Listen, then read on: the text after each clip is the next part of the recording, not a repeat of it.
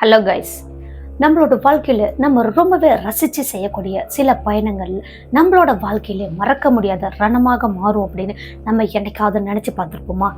அதே மாதிரி தான் நள்ளிரவில் நம்ம செய்யக்கூடிய தனிமையில் செய்யக்கூடிய பயணங்களும் அதே மாதிரி அமைஞ்சா எப்படி இருக்கும்? இன்னைக்கான வீடியோ அதே மாதிரி தாங்க இருக்கு.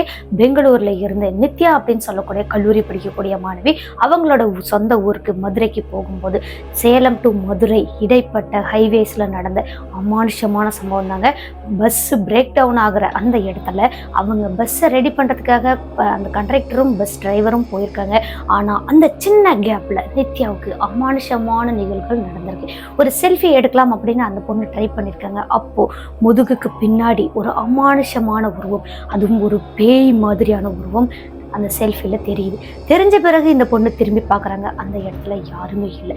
திரும்பின பொண்ணு நேராக அவங்களோட இடத்த பார்த்து திரும்பலாம் அப்படின்னு திரும்புகிற நேரத்தில் அங்கே ஒரு அமானுஷமான உருவம் முன்னாடி சீட்டில் உட்கார்ந்துட்டு இருக்கு. அதுவும் முன் பக்கமாக பார்த்து உட்கார்ந்துட்டு இருக்கு. தலை மட்டும் பின்பக்கம் நித்யாவை பார்த்த மாதிரி இருக்கு. எந்த மாதிரி பயந்துருப்பாங்க. இன்னைக்கான வீடியோ இதே போல தான். நித்யாவுக்கு என்ன நடந்துச்சுன்றதை தொடர்ந்து விரிவாக பார்க்க போகிறோம். வாங்க என்னன்றதை தெரிஞ்சுக்கலாம்.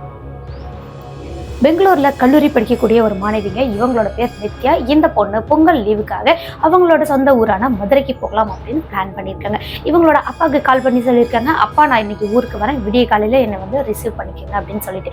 இந்த பொண்ணு எப்போவுமே கொஞ்சம் நேரமாகவே கிளம்பிடுவாங்களாங்க. அன்னைக்கு என்ன காரணன்றது தெரியல. இவங்க எப்போவுமே வழக்கமாக ஏறக்கூடிய பஸ்ஸை மிஸ் பண்ணிட்டாங்க. அடுத்த பஸ்ஸை தான் ஏறியிருக்காங்க.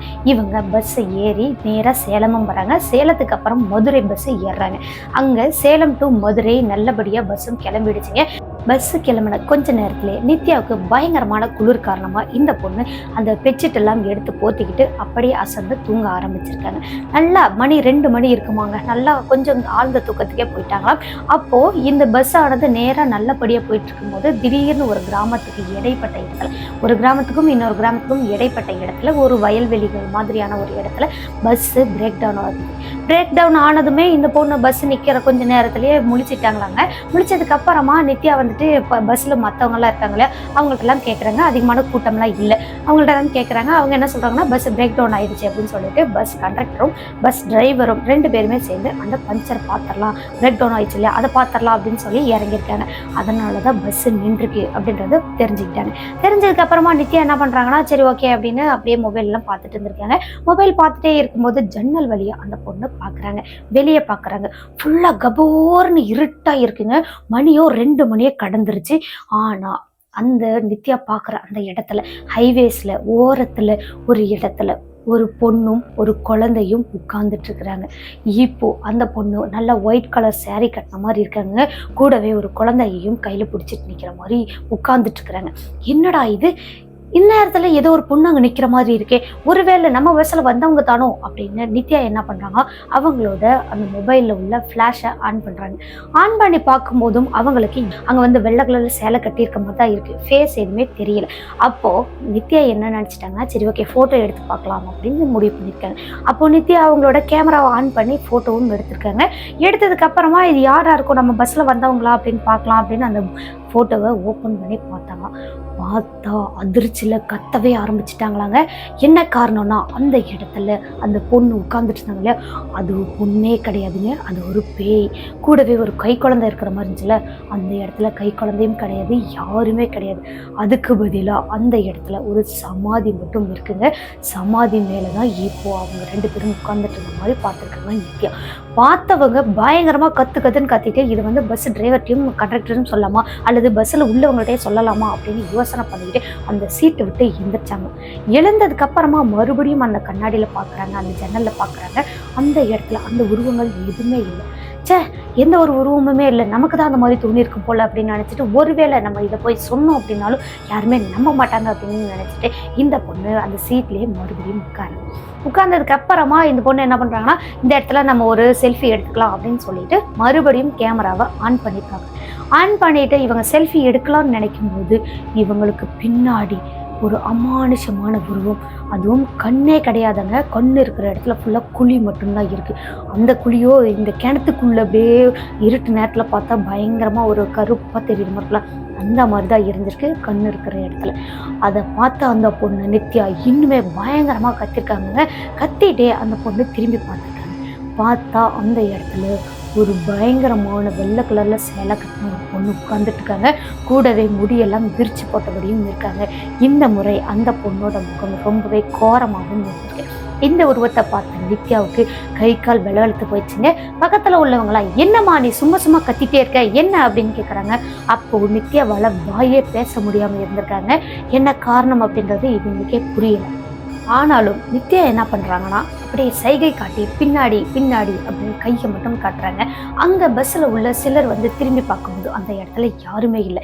இந்த பொண்ணு என்ன பைத்தியம் மாதிரி இந்நேரத்துக்கு கத்திட்டே இருக்கிறா அப்படின்னு சொல்லி பஸ்ஸில் உள்ளவங்களாம் திட்டிட்டு அதன் பிறகு அவங்கவுங்க அப்படியே அவங்க சீட்டில் சாஞ்சி படுக்க ஆரம்பிச்சிட்டாங்க. கொஞ்ச நேரத்துலேயே இங்கே பின்னாடி மறுபடியும் நித்யா பார்க்குறாங்க. பார்த்தா அந்த இடத்துல இருந்த உருவமானது அப்படியே பஸ்ஸோட டாப் இருக்கு பார்த்தீங்களா, அது மேலே தாவுற மாதிரி தாவிருக்குங்க. அதுக்கப்புறம் அந்த உருவம் எங்கே போச்சு அப்படின்றது நித்யாவுக்கு தெரியல. இந்த உருவமானது மறைஞ்ச சில நொடிகள்லயே அந்த பஸ் ஆனது ஸ்டார்ட் ஆக ஆரம்பிச்சிச்சு. ஸ்டார்ட் ஆனதுமே உடனே இந்த நித்யாவுக்கு அப்போதான் உயிர் வந்த மாதிரி ஆயிருக்குங்க. சரி ஓகே, நம்ம இந்த இடத்துல இருந்து போயிட்டோம் அப்படின்னா நமக்கு எந்த ஒரு பிரச்சனையுமே இருக்காது, நம்மளோட இந்த அமானுஷம் எல்லாம் இதோடய போயிரும் அப்படின்னு நினைச்சுட்டா நித்யா நிம்மதியா அவங்களோட மதுரைக்கு போய் சேர்ந்திருக்காங்க. மதுரைக்கு போயிட்டாங்களாங்க. அவங்களோட அப்பாவும் கரெக்டா பஸ் வர டைமுக்கு வந்துட்டாங்க. வந்ததுக்கப்புறம் நித்யாவை கூட்டிக்கிட்டு அவங்களோட அப்பா வீட்டுக்கு போறாங்க. வீட்டுக்கு போனதுக்கு அப்புறமா நித்யா ஆல்ரெடி சரியா தூங்கல இல்லையா, டிராவல் பண்ணி வந்திருக்காங்க இல்லையா, அந்த காரணத்தினால கொஞ்ச நேரம் தூங்கட்டும் அப்படின்னு அவங்களோட அப்பாவும் டிஸ்டர்ப் பண்ணாம விட்டாங்க. நித்யாவும் நல்லா தூங்கி எழுந்திரிச்சிட்டாங்க. அடுத்த நாள் காலையில எந்திரிக்கிறாங்க. எழுந்து பார்த்தா இவங்களால எந்திரிக்கவே முடியலங்க. பயங்கரமா குளிரா இருக்கு. ரெண்டு போர்வை எடுத்து போத்தினாலும் குளிர் நிற்கவே இல்லை. என்னம்மா ஆச்சு, ஏமா இப்படி பண்ணிட்டு இருக்கிற அப்படின்னு அவங்களோட அப்பா கேட்குறாங்க. அப்பா 2 போர்வை இல்லப்பா, இன்னும் சில போர்வைகள் என் மேல போடுங்கப்பா, அப்போதான் எனக்கு குளிர் தாங்கும் போல, பயங்கரமா எனக்கு குளிருதுப்பா, என்னால குளிரே தாங்க முடியல அப்படின்னு சொல்லியிருக்காங்க. சொன்னதும் அவங்களோட அப்பா என்ன பண்ணாரா, அந்த 2 போர்வை போத்திருந்தாங்களே அதையெல்லாம் விலக்கிட்டு நித்யா தொட்டு பார்த்தாங்களாங்க. பார்த்தா நித்யாவுக்கு பயங்கரமான ஹை ஃபீவரா இருந்திருக்குங்க. அதனாலதான் குளிர் ஜுரத்துல இவங்க துடிச்சிட்டு இருந்திருக்காங்க. உடனே இவங்களோட அப்பா என்ன பண்றாங்கன்னா, எந்திரி நித்யா, நம்ம போயிட்டு ஹாஸ்பிட்டல் போயிட்டு வரலாம், எந்திரிமா அப்படின்னு சொல்றாங்க. அப்பா சத்தியமா என்னால எந்திரிக்க முடியல, இதுக்கப்புறம் என்ன ரொம்ப கம்பல் பண்ணாதீங்க, என்னால எந்திரிக்கவே முடியல அப்படின்னு சொல்லியிருக்காங்க. சரி ஓகேம்மா, டாக்டர் யாவது வீட்டுக்கு வர சொல்லலாமா அப்படின்னு கேட்குறாங்க. அப்படி கூட வர சொல்லுங்கப்பா அப்படின்னு நித்யாவும் சொல்லிட்டாங்க. அதன் பிறகு அவங்களோட அப்பாவும் டாக்டரை வீட்டுக்கு கூப்பிடுறாங்க. அவங்களும் இந்த ஊசி மாத்திரை எல்லாமே கொடுத்துட்டு போயிருக்காங்க. கொடுத்துட்டு போனாலும் கொஞ்சம் கூட காய்ச்சல் குறையவே இல்லை. இருக்க ஃபீவர் ஹையா போகிற மாதிரி தான் இருந்திருக்கு. இவங்களுக்கு குளிர் ஜுரமோ ஃபிக்ஸ் வர அளவுக்கு பயங்கரமான ஜுரமாக மாற ஆரம்பிச்சிச்சுங்க. உடனே இங்கே நித்யாவோட அப்பா ரொம்பவே பயந்து போயிட்டாங்க. என்னம்மா இவ்வளோ காய்ச்சல் அடிக்குது, நீ எந்திரிக்கவும் மாட்டேங்கிற, உனக்கு என்ன ஊசி போட்டாலுமே அவங்களுக்கு கேட்கல அப்படின்றதுனால நித்யாவை கைத்தாங்களா தூக்கிக்கிட்டாவது போய் ஹாஸ்பிட்டலில் சேர்த்தலாம் அப்படின்னு அவங்களோட அப்பா நித்யாவை இப்படி அடியில் முதுகு பிடிச்சி தூக்கலாம் அப்படின்னு தூக்குனாங்களாம். தூக்கும்போது நித்யாவுக்கு அடியில் பயங்கரமாக ஈரமாக இருக்கு. கூடவே நித்யாவோட ட்ரெஸ்ஸு ஃபுல்லாகவே அப்படியே சேரும் சகதியமாக இருக்கிற மாதிரி இருக்குங்க. பின் ட்ரெஸ் ஃபுல்லாகவே. என்னம்மா திடீர்னு உனக்கு உன் மேலெல்லாம் ஈரமாக இருக்கிற மாதிரி இருக்குது, சேராக இருக்கிற மாதிரி இருக்குது, என்ன ஆச்சு அப்படின்னு கேட்குறாங்க. அப்போதான் நித்யாவும் அவங்களோட கையை வச்சு தொட்டு பார்க்குறாங்க. பார்த்தா ஃபுல்லாக மண்ணாக இருக்கிற மாதிரி இருக்குங்க, சேர் ஓட்டிகிட்டு இருக்கிற மாதிரி இருக்குது. அப்பா எப்படி வந்துச்சுன்னு எனக்கே தெரியலப்பா, என்னப்பா இப்படி இருக்குது அப்படின்னு கேட்குறாங்க. இந்த காரணத்தினால தான் உனக்கு காய்ச்சல் வந்திருக்கும் போல. உடனே நித்யாவோட அப்பா, நீ ட்ரெஸ்ஸை மாற்றிக்கமா, இந்த ஈரத்துலேயே இருக்கிறனால கூட உனக்கு காய்ச்சல் குறையாமல் இருக்கலாம், நீ ட்ரெஸ்ஸை மாற்றிட்டு ரெடி ஆகு அப்படின்னு சொல்லிட்டு அவங்க அப்பா வெளியே போயிட்டாங்க. அதன் பிறகு நித்யா எந்திரிக்கவே முடியாது இருந்தவங்க மெதுவாக எந்திரிக்கிறாங்க. எழுந்துட்டு அவங்களும் பின்னாடி என்னதான் இருக்குன்னு பார்க்கலாம் அப்படின்னு கண்ணாடியில் பார்க்குறாங்க. பார்க்கும்போது அவங்க ட்ரெஸ்ஸு ஃபுல்லாகவே சேரோட அச்சுகளாக இருக்குது. கூடவே கையச்சுகளாகவும் இருக்குது. என்னடா இது கையச்சுகளாக இருக்கே, வாய்ப்பே இல்லையே, நம்ம நேராக பஸ்ஸை விட்டு இறங்கி வீட்டுக்கு தானே வந்தோம், வீட்டுக்கு வந்ததுமே படுத்துட்டோமே, இதுக்கான வாய்ப்பே கிடையாது அப்படின்னு யோசனை பண்ணுறாங்க. அப்போதான் இவங்களுக்கு உள்ளுக்குள்ள பயங்கரமான பயம். என்ன காரணம்னா, ஒருவேளை அந்த அமானுஷமாக இருக்குமோ, ஒருவேளை அந்த பேயா இருக்குமோ அப்படின்னு பயப்பட ஆரம்பிச்சிருக்காங்க. அதன் பிறகு அவங்களோட அப்பாட்ட சொல்றதுக்கான அந்த தைரியம் வரவே இல்லையாங்க. உடனே இவங்க அந்த ட்ரெஸ் எல்லாம் ரிமூவ் பண்ணிட்டு வேற ஒரு ட்ரெஸ்ஸை போட்டுட்டு அந்த ட்ரெஸ்ஸை மறுபடியும் எடுத்து பார்க்குறாங்க. அந்த ட்ரெஸ் ஃபுல்லாக சேரா இருக்குன்னு நினச்சிட்டு இருந்தாங்க. ஆனால் இப்போ இது ஒரு சாம்பல் சாம்பலை தடவி வச்ச மாதிரி இருந்துச்சாங்க. எப்படி வந்துச்சு, என்ன நடந்துச்சுன்றது இவங்களுக்கு புரியவே இல்லை. ஒரே குழப்பம், பயமாகவே இருந்திருக்கு. அந்த ட்ரெஸ் எல்லாம் எடுத்து வாஷ்க்கு போட்டுட்டு அடுத்தது நித்யா வெளியே போய் உட்கார்றாங்க. உட்கார்றவங்களுக்கு அவங்களால உட்காரவே முடியலையாங்க. பயங்கரமாக தலை சுத்தலாக இருந்திருக்கு, உடம்பு கை கல்லாம் வலியாக இருந்திருக்கு, கூடவே கட்டும் குளிர் ஜுரமாகவும் இருந்திருக்கு. சரி ஓகே வாமா நம்ம ஹாஸ்பிட்டல் போயிட்டு வரலாம் அப்படின்னா அதுக்கப்புறமா அவங்களோட அப்பாவோட போயிட்டு ஹாஸ்பிட்டலெல்லாம் பார்த்துட்டு வராங்க. அங்கே போயிட்டு ட்ரிப்ஸ் எல்லாம் போடுறாங்க, ஊசியும் போடுறாங்க. அங்கே கொஞ்சம் காய்ச்சல் குறைஞ்ச மாதிரி இருந்திருக்கு. வீட்டுக்கும் வந்துட்டாங்க. வந்துட்டு மாத்திரை எல்லாம் போட்டுட்டு அன்னைக்கு நித்யா மதிய நேரம் நல்லா தூங்க ஆரம்பிச்சிருக்காங்க. நல்லா தூங்கிட்டு இருந்தவங்களுக்கு திடீர்னு ஒரு கெட்ட கனவு ஒன்று வந்தது. என்ன கனவுனா, நைட்டு பார்த்தா அதே உருவம் இப்போ இவங்களோட பெட்ரூம்குள்ளே இருக்கிற மாதிரி இருக்குங்க. பெட்ரூம் ஃபுல்லாக லாக்கில் இருக்கிற மாதிரி இருக்குது. நித்யா நல்லா தூங்கிட்டு இருந்தாங்களாம். அப்போது இவங்களை யாரோ தட்டி தட்டி எழுப்புற மாதிரி இருந்திருக்கு. கூடவே முதுகெல்லாம் ஃபுல்லாக தடவி விடுற மாதிரியும் இருந்திருக்கு. என்னடா இது, யாரோ தட்டுற மாதிரி இருக்குது, தடவி விடுற மாதிரி இருக்குது அப்படின்னு நித்யாவும் மெதுவாக கண்ணை திறந்து பார்த்தாங்க. இது எல்லாம் கனவுல. திரும்பி பார்த்தா அந்த இடத்துல பயங்கரமான ஒரு உருவம் நின்றுட்டு இருக்குங்க. அதுவும் நல்ல ஒரு ஒயிட் கலர் saree கட்டின மாதிரியான ஒரு உருவம் தான். ஆஹா அப்படின்னு இவங்க அதிர்ச்சியில் அந்த உருவத்தை பார்க்கும்போது சரியா அவங்க ஃபஸ்ட்டு டைம் பார்த்தாங்கல்ல, ஃபோனில் பார்த்தாங்கல்ல, அதே உருவம் தாங்க இப்போ இவங்க முன்னாடி நின்றுட்டுருக்கு. உடனே நித்யா பயங்கரமாக கத்துன்னு கத்திருக்காங்க. அடுத்தது எழுந்திருக்காங்க. எழுந்துட்டு இவங்க கண்ணை மூடிக்கிட்டே கத்திட்டு இருக்காங்க. அவங்களோட அப்பா ஓடி வந்துட்டு என்னம்மா ஆச்சே, ஏம்மா என்னம்மா கத்திட்டே இருக்க, என்னம்மா அப்படின்னு கேட்குறாங்க. அப்போவும் நித்யா கண்ணே திறக்கலைங்க. அதுக்கு பதிலாக இன்னொரு விஷயத்த சொல்கிறாங்க. அப்பா அவளை வெளியே போக சொல்லுப்பா, அப்பா எனக்கு ரொம்ப பயமாக இருக்குது, அவளை வெளியே போக சொல்லுப்பா அப்படின்னு கத்திருக்காங்க. யாரம்மா வெளியே போக சொல்லணும், என்னம்மா அப்படின்னு கேட்குறாங்க. அப்போது அவங்களோட அம்மாவும் உள்ளே வராங்க. உங்கள் அம்மாவை வெளியே போக சொல்லட்டுமா, என்னம்மா அப்படின்னு கேட்குறாங்க. அப்பா அம்மாவை இல்லைப்பா, இங்கே ஒரு தீர்க்காலே அவளைப்பா அப்படின்னு கை காட்டுறாங்க. அந்த இடத்துல யாருமே இல்லையா. என்னம்மா விளர்ற, அந்த இடத்துல யாருமே இல்லையே, யாரை சொல்ற அப்படின்னு கேட்குறாங்க. அப்போ நித்யா மெதுவாக கண்ணை திறக்கிறாங்க. திறந்ததுக்கு அப்புறம் பார்த்தா அந்த இடத்துல யாருமே இல்லை.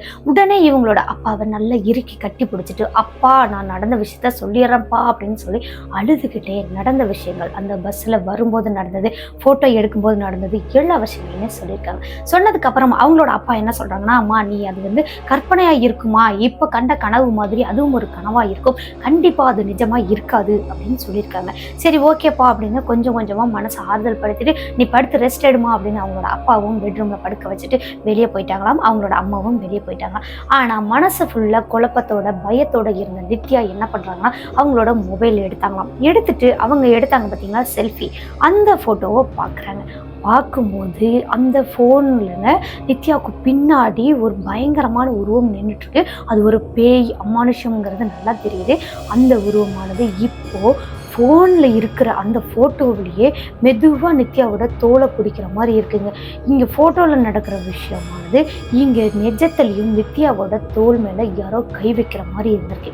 கை வச்ச உருவம் அப்படியே மெதுவாக நித்யாவை இழுக்கிற மாதிரி இழுத்துருக்குங்க. நித்யாவும் மெதுவாக திரும்பி பார்க்குறாங்க. ஃபோனை பார்க்கலங்க, அதுக்கு பதிலாக இந்த கை வச்சாங்க பார்த்தீங்களா, அந்த டைரெக்ஷனில் திரும்பி பார்த்தாங்களாம். பார்த்தா அந்த இடத்துல இவங்க கண்ணை இவங்களாலே நம்ப முடியலங்க. அதுவும் பகல் நேரத்துலேயேங்க. ஆல்ரெடி இவங்க கனவுல பார்த்தாங்க பார்த்தீங்களா, அதே உருவம் தான். ஒரு வெள்ளை கலர் சேலை கட்டின பொண்ணு, அதுவும் வாய் நிறைய அப்படியே மண்ணாக இருக்கிற மாதிரி இருக்குது. பல்லே தெரியலையாங்க, ஃபுல்லாக மண்ணாக இருக்கிற மாதிரி மட்டும்தான் இருக்குது. அந்த மாதிரியான ஒரு கோர உருவத்தை அப்போது நேர்லேயே பார்த்துருக்காங்க. கூடவே கை காலெல்லாம் ஃபுல்லாக மண்ணாக தாங்க இருந்திருக்கு. ஆனால் சேலை மட்டும் பலன்னு வெள்ளையாக இருந்திருக்கு. இந்த விஷயத்தை பார்த்த நித்யா கத்தவும் முடியல, எந்திரிச்சு ஓடவும் முடியல, ஆடவும் முடியல, அசையவும் முடியல. அப்படியே பேரலைஸ் ஆன மாதிரி அந்த இடத்துல படுத்துட்டாங்களாங்க. அதுக்கப்புறம் கண்ணு மட்டும்தான் அந்த பக்கம் இந்த பக்கம் ஆடிட்டுருக்கு, அவங்க பார்வை மட்டும்தான் திரும்பிட்டு இருக்கு. ஆனால் அந்த உருவமானது இப்போ நித்யாவை பார்த்து என்ன சொல்லுதுன்னா, நித்யா நான் வந்துட்டேன் அப்படின்னு சொல்லியிருக்குங்க. இந்த அஸ்கியான வாய்ஸை கேட்டதும் நித்யாவுக்கு தூக்கி வாரி போட்டுருச்சாங்க. உடனே இவங்க எந்திரிக்க முடியாத காரணத்தினால பேசவும் முடியலைங்க. தொண்டையே வரலையாம் இவங்களுக்கு, நாக்கே பேசுறதுக்கு வெளியே வரலை, வாயை திறக்கவே முடியல அப்படின்ற அளவுக்கு ஆயிட்டாங்க. அதுக்கப்புறமா ஒரு 10 நிமிஷம் வரைக்கும் அந்த உருவம் அதே இடத்துல தான் நின்றுட்டு இருந்திருக்கு. நித்யாவை இந்த முறை என்ன சொல்லுதுன்னா, நித்யா நான் வந்துட்டேன், கண்டிப்பாக எங்கேயும் போக மாட்டேன் அப்படின்னு 2வது முறை சொல்லிட்டு அந்த உருவமானது அப்படியே சீலிங் மேலே ஜம்ப் பண்ண மாதிரி இருக்குங்க. அடுத்தது அந்த உருவம் எங்கே போச்சுன்னே தெரியல. அந்த உருவம் மறைஞ்சு 5 நிமிஷம் வரைக்கும் இவங்களால எந்த ஒரு வேலையிலையுமே செய்ய முடியலங்க. கையை காலு எதுவுமே ஆட்ட முடியாத அளவுக்கு அப்படியே இருந்திருக்காங்க. அதன் பிறகுதான் உடனே இவங்க எந்திரிச்சு வேக வேகமாக இவங்களோட அப்பாட்ட ஓடி போய் அப்பா மடியில் படுத்துட்டு அழுகவும் ஆரம்பிச்சிருக்காங்க. அப்பா இந்த மாதிரிதாம்மா நடந்துச்சு அப்படின்னு சொல்கிறாங்க. அப்படிலாம் நடக்கிறதுக்கு வாய்ப்பு இல்லடா, நீ பயந்திருக்க, அந்த ஒரு காரணத்தினால தான் உனக்கு அந்த மாதிரிலாம் தோணுது, நீ அதை பற்றி எதுவுமே நினைக்கக்கூடாது அப்படின்னு சொல்கிறாங்க. அதுக்கப்புறமா நித்யா என்ன சொல்கிறாங்கன்னா, அப்பா நான் என்ன சொன்னாலும் நீங்கள் நம்ப மாட்டீங்க, இந்த ஃபோட்டோவை பாருங்க அப்படின்னு சொல்லிட்டு ஒரு ஃபோட்டோவை காட்டியிருக்காங்க மொபைலில். இந்த ஃபோட்டோ அப்படி காட்டும் போது அந்த இடத்துல நித்யாவுக்கு பின்னாடி இருந்த அந்த உருவம் எதுவுமே இல்லையாங்க. நித்யா மட்டும்தான் இருந்திருக்காங்க. அடுத்த ஃபோட்டோ இவங்க கேமராவில் பேக் கேமராவில் எடுத்தாங்க பார்த்தீங்களா, அந்த ஃபோட்டோவை காட்டுறாங்க. அந்த இடத்துலையும் யாருமே இல்லை. அதுக்கு பதிலாக ஒரு சமாதி மாதிரியான ஒரு மண்மேடு மட்டும்தான் பார்த்துருக்காங்க. இது 2லையுமே எதுவுமே இல்லை. நான் தான் சொல்கிறேன்ல, நீ பயந்துருக்க, நீ நைட் டைமில் தூங்காமல் வந்ததுனால தான் உனக்கு அந்த மாதிரி இருக்குது, நீ இவ்வளோ நாள் வரைக்கும் வந்தியே, உனக்கு ஏதாவது பிரச்சனை இருந்துச்சா? இல்லை, இப்போ மட்டும் உனக்கு எப்படி பிரச்சனை ஆகும் அப்படின்னு அவங்களோட அப்பா கொஞ்சம் ஹார்ஷாக பேசியிருக்காங்க. அப்போ தான் நித்யா கொஞ்சம் சமாதானம் ஆவாங்க அப்படின்ற காரணத்தினால பேசி முடிச்சுட்டு அவங்களோட அப்பா அங்கே உட்காரவே இல்லையாங்க. நேராக எழுந்து வெளியே போயிட்டாராம். போனதுக்கப்புறம் நித்யா அழுகவே ஆரம்பிச்சிட்டாங்க. அவங்களோட அம்மா கிட்ட சொல்லிட்டு, அம்மா நான் என்ன சொன்னாலும் அப்பா கேட்கவே மாட்டேங்கிறாங்க, நீங்களாவது நம்புங்கம்மா, தயவு செய்து நீங்கள் நம்புங்கம்மா அப்படின்னு சொல்லியிருக்காங்க. அடுத்தது நித்யா சொல்கிறதுல ஏதோ ஒரு உண்மை இருக்கும் போல அப்படின்னு சொல்லிட்டு நித்யாவோட கண்களில் இருந்த பயத்தை பார்த்துருக்காங்க. சரி ஓகேம்மா, நம்ம எதுவாக இருந்தாலும் நாளைக்கு பேசிக்கலாம், நீ இப்போ போய் படுத்து ரெஸ்ட் எடு, உனக்கு காய்ச்சல் இருக்குல்ல அப்படின்னு சொல்கிறாங்க. ஆனால் நித்யா அந்த பெட்ரூம்குள்ளே போகிறதுக்கு கொஞ்சம் கூட துணியவே இல்லைங்க. நான் இந்த சோஃபாலேயே கூட படுத்துக்கிறேன், ஆனால் சத்தியமாக நான் பெட்ரூம்க்கு போக மாட்டேன், நான் போனேன் அப்படின்னா மறுபடியும் அவள் வருவா, என்னை நான் வந்துட்டேன் அப்படின்னு என்கிட்ட சொல்லுவா, கண்டிப்பாக நான் போக மாட்டேமா அப்படின்னு சொல்லியிருக்காங்க. சரிம்மா உன்னோட விருப்பம், நீ சோஃபாலே படுத்துக்க அப்படின்னு சொல்லிட்டு அவங்களோட அம்மாவும் படுக்க வச்சுட்டு இவங்களும் கிச்சனில் வேலையாக இருந்திருக்காங்க. நல்லாவே இங்கே டிவி பார்த்துட்டு இருந்த அந்த நித்யாவுக்கு திடீர்னு ஏதோ சாப்பிடணும் போல ஒரு டெம்டிங்காக இருந்திருக்குங்க. உடனே அவங்களோட அம்மா கிட்ட அம்மா எனக்கு ஏதாவது செஞ்சு கொடு, எனக்கு ஏதாவது சாப்பிடணும் போல இருக்குது அப்படின்னு கேட்குறாங்க. அப்போ அவங்களோட அம்மா என்ன செய்கிறாங்கன்னா சிக்கன் பொரிச்சிட்டு இருந்திருக்காங்க. சரி ஓகேம்மா இந்தம்மா அப்படின்னு சொல்லிட்டு கொண்டுட்டு கொடுக்குறாங்க. ஒரு பிளேட்டில் கொண்டுட்டு கொடுத்துருக்காங்க. நித்யாவும் எந்திரிச்சு உட்காராம படுத்துக்கிட்டே சாப்பிட்டுருக்காங்க. இவங்க ஒரு 4 பீஸ் தான் சாப்பிட்ருப்பாங்களாங்க. அடுத்தது பார்த்தா அந்த பிளேட் காலியாக இருந்திருக்கு. இவங்களோட அம்மாட்ட, அம்மா என்னம்மா 4 தான் கொடுத்துருக்க, என்னம்மா அப்படின்னு கேட்குறாங்க.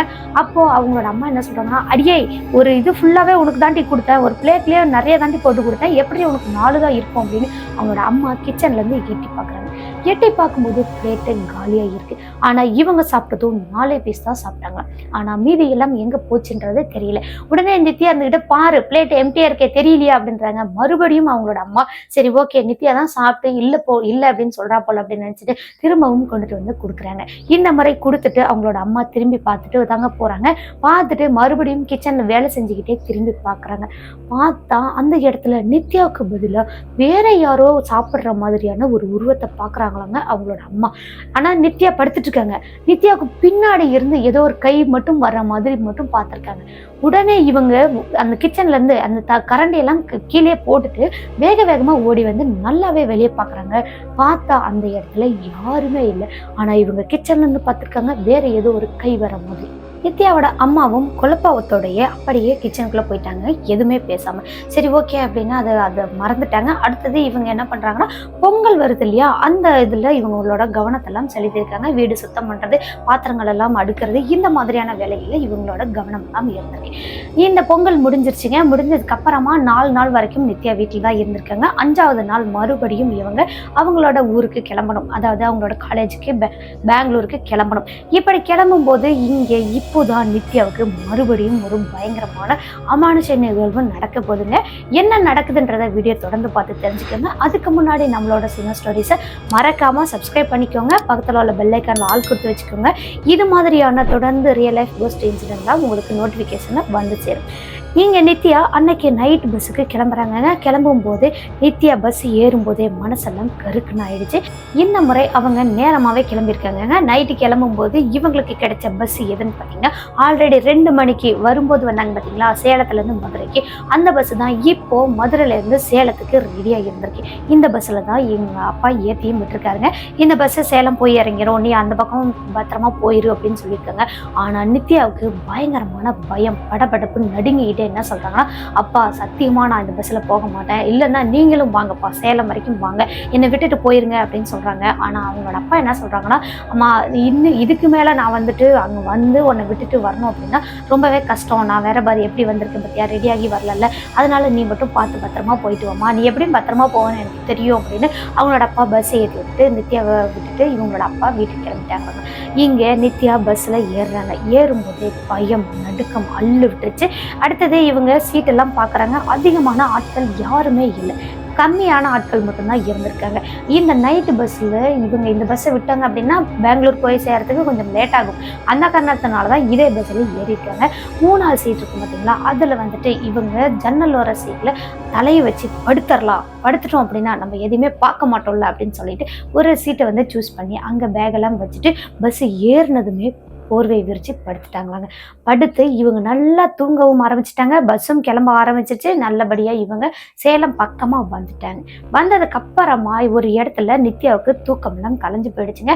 மெதுவாக எழுந்து உட்கார்றாங்க. அந்த இடத்த நம்ம தாண்டி இருப்போம் அப்படின்ற எண்ணத்தோட இவங்க எழுந்து உட்கார்ந்துருக்காங்க. உட்கார்ந்ததுங்க இவங்க ஜன்னல் வரனால பார்த்துட்டே வந்துட்டு இருந்திருக்காங்க. அப்படி பார்க்கும்போது சரியாக அந்த மண்மேடுன்னு சொன்ன பார்த்தீங்களா, ஒரு ஃபஸ்ட்டு அந்த அம்மானு சேர்த்து பார்த்தாங்க பார்த்தீங்களா, அந்த இடம் வரும்போதெல்லாம் இவங்களுக்கு அப்போதான் நல்லா ஞாபகம் வருது. ஆஹா நம்ம இன்னும் இந்த இடத்த தாண்டலையா அப்படின்னு நினைக்கும் போதே உடம்பெல்லாம் அப்படியே குப்புன்னு வேர்த்தச்சுங்க. ஆனால் பஸ்ஸு போகிற அந்த ஸ்பீடுக்கு நல்லா காற்று வருது. ஆனால் நித்யாவுக்கு மட்டும் குப்புன்னு வேர்த்தச்சு. வேர்த்த உடனே இவங்க அந்த கர்ச்சீஃபெல்லாம் எடுத்து தொடச்சிக்கிட்டே பார்க்குறாங்க. பார்த்தா அந்த மண்மேட்டுக்கு பக்கத்தில் ஃபஸ்ட்டு பார்த்தாங்க பார்த்தீங்களா, அதே மாதிரி ஒரு வெள்ளை கலர் சேலை கட்டின ஒரு பொண்ணு ஒரு குழந்தைய கையில் பிடிச்சிட்டு நிற்கிற மாதிரி இருந்திருக்குங்க. அதே மாதிரியான உருவம் தான், சேம் அதே உருவம் தான். இந்த முறை இவங்க இன்னும் கொஞ்சம் க்ளோஸ்அப்பில் பார்க்குறாங்க. பார்த்தா அந்த குழந்தையுமேங்க ஒரு அமானுஷமான உருவமாக தான் இருந்திருக்கு. அது ஒரு நார்மல் மனுஷனோட குழந்தை மாதிரி இல்லை, அதுவும் ஒரு பேய் மாதிரி தான் இருந்திருக்கு. என்னடா இது அப்படின்னு இவங்க உடனே தலையை கீழே குனிஞ்சிட்டு அதுக்கப்புறமா இவங்க என்ன பண்ணுறாங்கன்னா சாமியெல்லாம் வேண்டிக்கிட்டே இவங்க அந்த இடத்த கடந்துட்டோம் அப்படின்னு மனசெல்லாம் சொல்லிக்கிட்டே அதன் பிறகு இவங்க சேலம் வந்ததுக்கு அப்புறமா தான் தலையை நிமித்தியே பார்த்துருக்காங்க. அதுக்கப்புறமா தான் இவங்களுக்கு உயிரே வந்த மாதிரியும் வந்திருக்கு. சரி ஓகே பேக்லாம் எடுத்துகிட்டு போகலாம் அப்படின்னு சொல்லிட்டு பஸ் நின்றுச்சுங்க, பஸ் ஸ்டாண்டுக்குள்ளே வந்துருச்சு. சரி ஓகே அப்படின்னு பேக்கெல்லாம் எடுக்கிறாங்க. எடுத்துட்டு இவங்க அந்த போர்வையெல்லாம் மடித்து கையில் எடுத்துக்கிட்டு இவங்க பஸ்ஸை விட்டு இறங்கலாம் அப்படின்னு போகிறாங்க. பார்த்தா இவங்க இவங்க உட்காந்துருந்தாங்க பார்த்தீங்களா, அதில் இருந்து ஒரு 3 சீட்டு முன்னாடிங்க சேம் அதே உருவம் உட்காந்துட்டு இருக்குங்க. அப்படியே ஃபுல்லாக தலைமுடியெல்லாம் புகையாக இருக்கிற மாதிரி இருக்குது. அந்த இடமே ஒரு மாதிரி பனிமூட்டமாக இருக்கிற மாதிரி இருந்திருக்குங்க. இதையும் பார்த்து அவங்க இந்த பக்கம் நம்ம இறங்கக்கூடாது அப்படின்னு பின்னாடி வழியாக இறங்கிட்டாங்க. இறங்கினதுக்கு அப்புறமா தான் கொஞ்சம் உயிர் வந்திருக்குங்க. வேகமாக இவங்க பெங்களூர் பஸ்ஸை ஏறியிருக்காங்க. அதன் பிறகு இவங்க நேராக அவங்களோட காலேஜுக்கும் போய் சேர்ந்துருக்காங்க, பெங்களூருக்கு போய் சேர்ந்துருக்காங்க. அதன் பிறகு அவங்களோட ஃப்ரெண்ட்ஸுக்கிட்டலாம் இந்த விஷயத்த சொல்கிறாங்க. யாருமே நம்பவே இல்லையாங்க. கண்டிப்பாக இந்த மாதிரிலாம் நான் நடந்திருக்காது, நீ என்ன புதுசாக ஏதாவது படம் பார்த்துட்டு வந்து எங்ககிட்ட சொல்கிறியா அப்படின்னு கேட்குறாங்க. சத்தியமாக இது எனக்கு நடந்துச்சுடி அப்படின்னு சொல்லிட்டு அன்னைக்கு ஃபுல்லாகவே நடந்த விஷயங்கள், அந்த பொங்கலுக்கு போனது எல்லா விஷயங்களும் பேசிக்கிட்டு அப்படியே இவங்க காலேஜுக்கும் கிளம்பிட்டாங்க. காலேஜுக்கு போனதுக்கு அப்புறமா தான் நித்யாவுக்கு ஞாபகம் வருது, கண்டிப்பாக மறுபடியும் நமக்கு ஏதாவது அமானுஷம் நடந்தால் என்ன பண்ணுறது அப்படின்னு சொல்லி இவங்களோட ஃப்ரெண்ட்ஸ் சர்க்கிளில் கேட்குறாங்க. அப்போது இவங்களோட ஃப்ரெண்ட்ஸ் கேங்லேயே ஒரு நபர் மட்டும் வரத்துக்கு லேட் ஆகிருந்துருக்குங்க. அந்த பொண்ணு வந்து ரொம்ப கிராமத்தை சேர்ந்த பொண்ணு. அந்த பொண்ணுக்கிட்ட தான் ஃபோன் பண்ணி நித்யா சொல்கிறாங்க, இவங்க அம்மா கிட்ட ஏதாவது ஒரு தாய் திறந்தால் வாங்கிட்டு வாடி, இல்லை கோயிலுக்கு போயிட்டு ஏதாவது மந்திரிச்ச கயிறு வாங்கிட்டு வாடி அப்படின்னு சொல்கிறாங்க. என்ன காரணம் ஏன் அப்படின்னு கேட்குறாங்க. அப்போதான் எனக்கு இந்த மாதிரிலாம் நடந்துச்சுடி அப்படின்னு சொல்லும்போது அந்த பொண்ணு வந்து நிஜமாவே இவங்க சொன்னதை எல்லாம் அக்செப்ட் பண்ணிட்டாங்க. கண்டிப்பா அந்த மாதிரி நடந்திருக்கும் அப்படின்றத இவங்களும் உறுதிப்படுத்திட்டாங்க. சரி ஓகே நான் வாங்கிட்டு வரேன்டி, நான் வரத்துக்கு 2 நாள் ஆகும் அப்படின்னு சொல்லியிருக்காங்க. பரவாயில்ல 2 நாள் கழிச்சு நீ வந்தாலும் பரவாயில்ல, ஆனா எனக்கு வாங்கிட்டு வா அப்படின்னு சொல்லியிருக்காங்க. அதன் பிறகு மற்ற ஃப்ரெண்ட்ஸ் எல்லாம் இவங்களை வந்து கேலி பண்ண ஆரம்பிச்சிருக்காங்க. அன்னைக்கு நைட்டு நித்யா அந்த ஃபோன் எல்லாம் பேசி முடிச்சுட்டு படுத்து தூங்கிட்டாங்களாங்க. நல்லா ஆழ்ந்த தூக்கத்துக்கு போனதுக்கு அப்புறமா இவங்களோட ரூம் கதவை யாரோ தட்டுற மாதிரியான சத்தம் கேட்டு ரூம் கதவை தட்டும்போது இங்கே மற்ற ஃப்ரெண்ட்ஸுக்கும் அதே சத்தம் கேட்டிருக்குங்க. அப்போது அவங்களோட ஃப்ரெண்ட்ஸ் எல்லாம் என்ன பண்ணுறாங்கன்னா, யாரோ கதவை தட்டுறாங்க, எந்திரிச்சு போய் பாருங்க அப்படின்னு மற்ற ஃப்ரெண்ட்ஸுக்கெல்லாம் குரல் தான் கொடுக்குறாங்களே தவிர யாருமே எழுந்து போய் பார்க்கல. அதுக்கு பதிலாக இவங்களோட அந்த ஹாஸ்டல் இருக்குது பார்த்தீங்களா, அதில் வந்துட்டு சின்னதாக ஒரு ஜன்னல் இருக்குங்க. அந்த ஜன்னலில் பக்கத்தில் படுத்துட்டு இருந்த பொண்ணு மட்டும் மெதுவாக திறந்து பார்த்தா அந்த இடத்துல யாருமே இல்லைங்க. ஆனால் கதவை தட்டுற அந்த சத்தம் மட்டும் நல்லாவே கேட்டிருக்கு. அதன் பிறகு பார்த்தா நித்யாவுக்கு மட்டும் அமானுஷ்யமான ஒரு உருவம் தெரிஞ்சிருக்குங்க. அந்த ஜன்னலுக்கு பக்கத்துலேயே இந்த பனிமூட்ட மாதிரியான ஒரு உருவம், ஆனால் அது ஒரு வெள்ளை கலரில் இருக்கிற மாதிரியும் பார்த்துருக்குங்க. அங்கே பாருங்கடி, நான் இதை தாண்டி சொன்னேன், அங்கே பாருங்கடி, அது தாண்டி கதவு தட்டுது அப்படின்னு கதறிக்கிட்டே நித்யா சொல்லியிருக்காங்க. அப்போ எல்லா ஃப்ரெண்ட்ஸும் அங்கே பார்க்குறாங்க. பார்த்தா அந்த இடத்துல பனிமூட்டம் மட்டும்தான் எல்லாருக்கும் தெரிஞ்சிருக்கு. ஆனால் நித்யாவுக்கு மட்டும்தான் அங்கே ஒரு உருவம் தெரிஞ்சிருக்கு. இப்படியே இவ பயந்துட்டே இருக்காளே அப்படின்னு சொல்லிட்டு இவங்களோட ஃப்ரெண்ட்ஸ் எல்லாம் ஆறுதல் படுத்தி இவங்களை வந்து அன்னைக்கு நைட்டு தூங்க வச்சிருக்காங்க. மற்ற ஃப்ரெண்ட்ஸும் சேர்ந்து தூங்கியிருக்காங்க. 2 நாள் கழிச்சு அந்த கிராமத்தில் உள்ள ஃப்ரெண்ட் இருக்காங்க இல்லையா, அவங்களும் வந்துட்டாங்களாங்க. வந்ததுக்கு அப்புறமா நித்யா ரொம்பவே ஆர்வத்தோடு அவங்கள தான் எதிர்பார்த்துட்டு இருந்தாங்க. அவங்களும் வந்ததுக்கு அப்புறமா வாங்கிட்டு வந்தியா அப்படின்னு கேட்குறாங்க. அப்போது அவங்களும் என்ன சொல்கிறாங்கன்னா, வாங்கிட்டு வந்துட்டேன், கண்டிப்பாக உனக்கு ஏதோ பிரச்சனை இருக்குன்னு சொல்லி தான் இதை கொடுத்தாங்க, இதை வந்து நீ கலட்டாமல் பார்த்துக்கோ அப்படின்னு சொல்லியிருக்காங்க. அதன் பிறகு அந்த ஃப்ரெண்டு வந்து கயிறெல்லாம் கட்டி விட்டுருக்காங்க. இந்த கயிறு வந்து உன்னோட கையை மீறி அது கலண்டு விழுகக்கூடாது, நீ அதை எப்போதும் கண்காணிச்சுட்டே இருக்கணும் அப்படின்னு சொல்லியிருக்காங்க. சரி ஓகே அப்படின்னு நித்யாவும் அக்செப்ட் பண்ணி அந்த கயிறை வாங்கிட்டாங்க. 1 வாரம் வரைக்குங்க அது இவங்க தூங்கும்போது பார்த்தீங்கன்னா லூஸ் ஆன மாதிரி இருக்குமாங்க, கையை விட்டு கலண்டு விழுகிற மாதிரி இருக்குமா. இவங்க உடனே என்ன பண்ணுவாங்கன்னா, எந்திரிச்சு பார்க்கும்போதெல்லாம் லூஸாக இருக்கும்போதெல்லாம் டைட்டாக கட்டி 1 வாரம் இவங்க பாதுகாத்து வச்சுருக்காங்க. 1 வாரத்துக்கு அப்புறமா நித்யாவுக்கு எந்த ஒரு பிரச்சனையுமே இல்லாமல் இருந்திருக்கு. அந்த உருவங்கள் தெரியறதோ அந்த பயப்படுறதோ எதுவுமே இல்லாமல் இருந்திருக்கு. கூடவே அந்த கயிறு தானாகவே லூஸ் ஆகும் பார்த்தீங்களா, அதெல்லாம் எதுவுமே இல்லாமல் இவங்க கட்டினது எப்படியோ அதே மாதிரி அந்த 1 வாரத்துக்கு அப்புறமா தான் அப்படியே இருக்க ஆரம்பிச்சிருக்கு. உடனே இந்த நித்யாவும் அந்த ஃப்ரெண்டை பார்த்து ரொம்ப தேங்க்ஸ் சொல்லியிருக்காங்க. அதே போல் இவங்களோட அம்மாவுக்கு ஃபோன் பண்ணியிருக்காங்க. அந்த கிராமத்து ஃப்ரெண்ட் இருக்காங்க பார்த்தீங்களா, அவங்களோட அம்மா கிட்ட ஃபோன் பண்ணி இந்த மாதிரிலாம் நடந்துச்சுமா, அதனால தான் நான் கேட்டேன் அப்படின்ற விஷயத்தையும் சொல்லியிருக்காங்க. அவங்களும் என்ன சொல்கிறாங்கன்னா, இதுக்கப்புறம் எந்த ஒரு பிரச்சனையுமே இருக்காது, நீ தைரியமாக இருமா அப்படின்னு சொல்லியிருக்காங்க. அதில் இருந்தே நித்யாவுக்கு எந்த ஒரு பிரச்சனையும் இல்லையாங்க. ஆனால் இவங்க எப்போல்லாம் இந்த மதுரைக்கு கிளம்பணும், அவங்களோட சொந்த ஊருக்கு போகணும் அப்படின்னு நினைக்கிறாங்களோ அப்போ எல்லாம் இந்த நித்யா என்ன பண்ணுவாங்களாம், கூட ஏதாவது ஒரு ஃப்ரெண்டை கூட்டிகிட்டு போவாங்களாம். இல்லை அப்படின்னா பகல் டைமில் தான் கிளம்பி போவாங்களாங்க. இந்த நைட் ட்ராவலை வந்து தவிர்த்துட்டேன் அப்படின்ற மாதிரி நம்மக்கிட்ட இந்த நிகழ்வு சொல்லியிருக்காங்க. இந்த நிகழ்வு கொஞ்சம் கூட நான் நினச்சி பார்க்கவே இல்லை. அதுக்கு முன்னாடி வரைக்கும் எவ்வளவோ ட்ராவல் நான் பண்ணியிருக்கேன். நைட் டைமில் நான் தனியாலாம் வந்திருக்கேன். காலேஜ் சேர்ந்த புதுசில் இருந்தேன், நான் தனியாக தான் வந்துட்டுருக்கேன். ஆனால் இப்போது நான் காலேஜ் முடிக்க போகிற டைமில் எனக்கு இந்த மாதிரி நடக்கும் அப்படின்றத நான் நினச்சி கூட பார்க்கவே இல்லை அப்படின்ற மாதிரி இந்த நிகழ்வை சொல்லி அனுப்பியிருக்காங்க. இப்போவும் அவங்க வந்து போகிறாங்க வராங்க, ஆனால் பகல் டைமில் போகிறாங்க. இந்த நிகழ்வு சொன்ன நித்யாவுக்கு ரொம்ப ரொம்ப நன்றி சொல்லலாம். ஓகே கைஸ், நித்யாவுக்கு நடந்த இந்த நிகழ்வு எப்படி இருந்துச்சுன்னு மறக்காம கமெண்ட் பாக்ஸில் கமெண்ட் பண்ணுங்கள். வீடியோ பிடிச்சிருந்தா லைக் பண்ணுங்கள், ஷேர் பண்ணுங்கள், கமெண்ட் பண்ணுங்கள். கூடவே ஹைப் அப்படின்ற ஆப்ஷன் இருக்கும், அதையும் கிளிக் பண்ணி விட்டுருங்க. அப்போ தான் நம்மளோட இந்த வீடியோ இன்னுமே வைரல் ஆகிறதுக்கான வாய்ப்புகள் உண்டு. ஓகே கைஸ், மீண்டும் ஒரு திகிலான ஹாரரான ரியல் லைஃப் கோஸ்ட் இன்சிடென்ட்டோட அடுத்த எபிசோடில் சந்திக்கிற வரைக்கும் உங்களிடமிருந்து விடைபெறுவது உங்கள் சினோ ஸ்டோரிஸில் நான் உமா. டாடா பாய்.